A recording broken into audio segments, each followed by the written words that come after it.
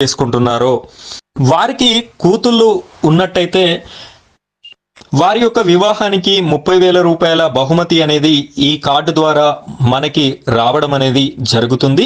అదేవిధంగా వారి యొక్క కూతురు కానీ వారి యొక్క భార్య కానీ డెలివరీ అయినట్టయితే బిడ్డ పుట్టే సమయంలో మరొక 30,000 రూపాయల బహుమతి కూడా ఈ లేబర్ కార్డు కలిగి ఉన్నటువంటి వ్యక్తికి రావడం అయితే జరుగుతుంది.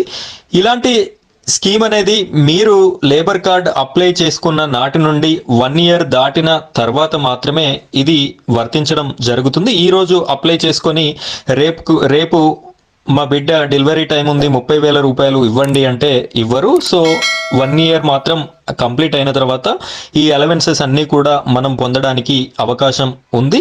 ఇది ప్రసవానికి సంబంధించి మ్యారేజ్కి సంబంధించినటువంటి ఇన్ఫర్మేషన్ని మనం చూసాం. బిడ్డ యొక్క పెళ్లికి అదేవిధంగా